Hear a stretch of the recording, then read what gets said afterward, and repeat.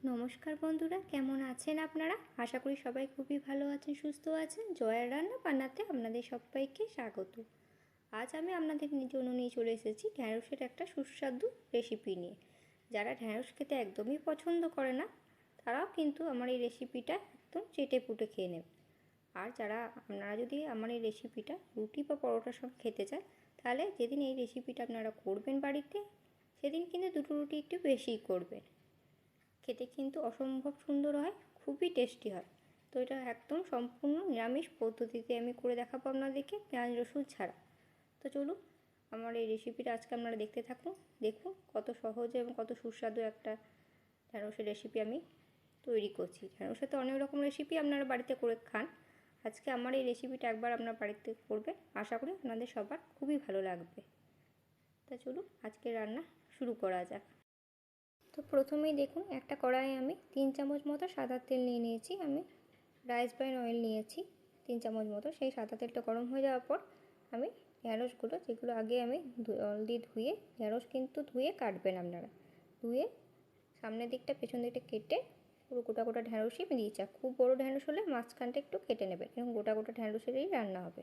তো এই ঢ্যাঁড়সের মধ্যে দিলাম স্বাদ মতো একটু লবণ দিলাম, হলুদ দেবো না, যেহেতু এটা সবুজ জিনিস, তো সবুজ জিনিসে হলুদ না দেওয়াই ভালো। তো ঢ্যাঁড়সটা খুব লাল করে আমি ভাজিনি, জাস্ট একটু লাল রং হয়েছে দেখুন, এইরকমই রাখবো। এরপর ঢ্যাঁড়সগুলো যেহেতু ভাজা ভাজা হয়ে গেছে, আমার ভালো করে ভাজা হয়ে গেল। তো এবার ঢ্যাঁড়সগুলো আমি এক এক করে ভেজে তুলে নিচ্ছি। তো ঢ্যাঁড়স ভেজে তুলে নেওয়ার পর যে তেলটা ছিল, সেই তেলের মধ্যে এবার আমি একটা মিডিয়াম সাইজের বেগুনকে এরকম করে কিউব করে কেটে এবার তেলের মধ্যে দিয়ে দিলাম। আর দিলাম স্বাদ মতো লবণ, আর 1/4 হলুদ গুঁড়ো আমি এটাতে দেব।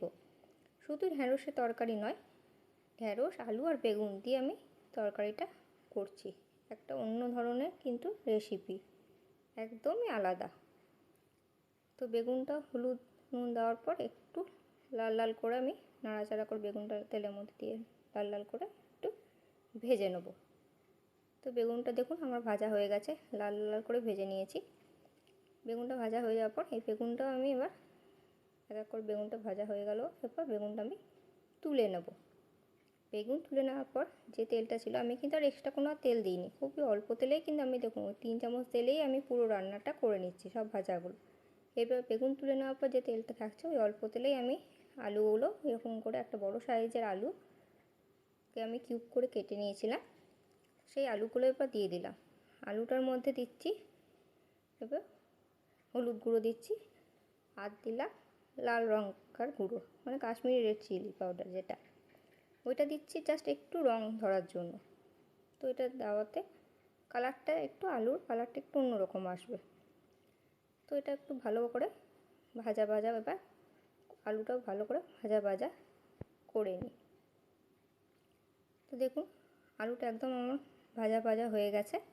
এরপর আলুগুলো আমি লাল করে ভাজা হয়ে গেছে, দেখুন লাল হয়ে গেছে। এবার আলুগুলো তুলে নিচ্ছি।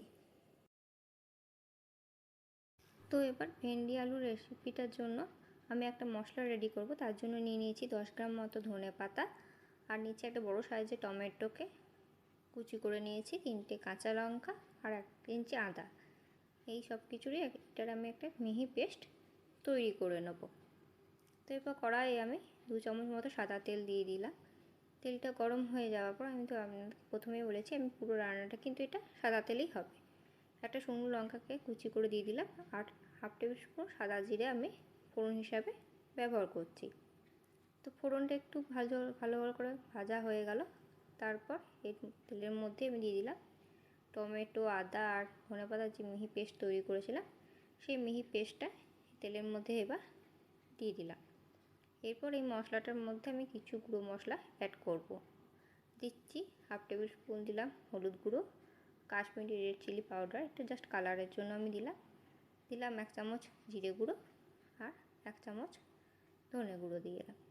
তো এই সব মশলাটা ভালো করে একটু নাড়াচাড়া করে নিয়ে তেলের মধ্যে ওই 2 থেকে 3 মিনিট মতো একটু নাড়াচাড়া করো, জাস্ট মশলাটা যাতে আমার একটু ভাজা ভাজা হয়ে যায়। মশলা ভাজা হয়ে আসলে দেখবেন মশলা থেকে আপনা আপনি তেল বেরিয়ে গেছে। যখন দেখবেন মশলা থেকে তেল ছাড়ছে নিজের মনে, তাহলে বুঝবেন কি মশলাটা ভাজা হয়ে গেছে।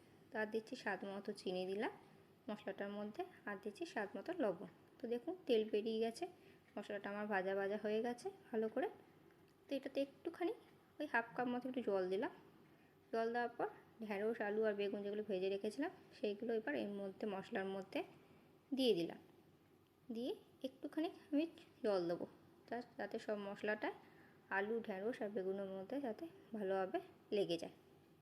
তো ঢ্যাঁড়স বেগুনগুলো তো দিয়ে দিয়েছি মশলাতে, আর আলুগুলো সব দিয়ে দিয়েছি। একটু বেশি করে জল দিলাম যাতে মশলাটা আলু, ঢ্যাঁড়স আর বেগুনের মধ্যে ভালো করে লেগে যায়, ভালো করে একটু ফুটে যাক।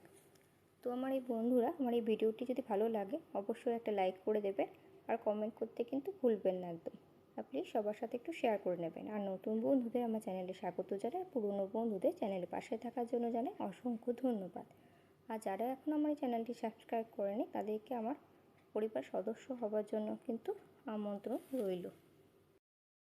তো দেখুন জলটা একদম পুরো টেনে গেছে, শুকনো শুকনো হয়ে গেছে। এটা কিন্তু শুকনো শুকনো হয়, আপনারা গরম ভাতের সাথেও খেতে পারেন বা রুটি পরোটার সাথেও খেতে পারেন। খেতে কিন্তু সত্যি অসম্ভব সুন্দর হয় আর খুব সহজেই হয়ে যায়।